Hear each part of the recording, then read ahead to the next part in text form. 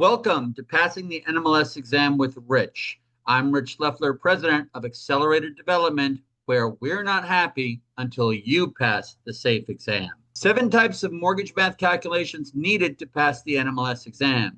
Before delving into this video's calculation, I first want to review with you how MLOs must be able to perform mathematical calculations and should not simply rely on calculators. This applies not only to the NMLS exam, but to your successful career as a mortgage loan originator.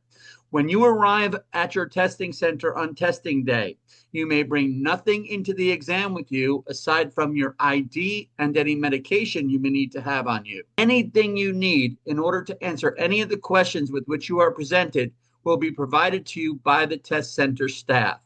Finally, SAFE exam candidates should not have to know how to manually calculate a principal and interest payment, as personally I would think that would constitute cruel and unusual punishment. Math calculation 6. Temporary discounts, also referred to as temporary buy-downs. In a buyer's market, when buyers have leverage, sellers often offer seller concessions. Let's say, however, a seller is trying to incentivize someone to buy their home. This individual has more than enough money to cover the down payment, settlement fees, prepaids, and reserves associated with the loan.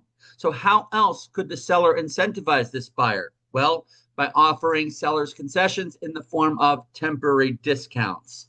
A temporary discount is a type of a seller concession, but instead of the money going towards offsetting the seller's cost to close, the money goes into a suspense account held by the servicer that's used to supplement the borrower's payments during the first several years of his or her loan.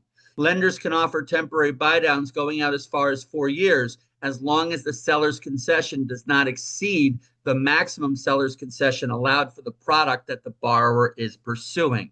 I posted a link in the comments below to a mortgage math video that will review not only how to calculate temporary buy-downs, but covers all of the other mortgage mathematical equations and formulas needed for the NMLS exam and your career as an MLO.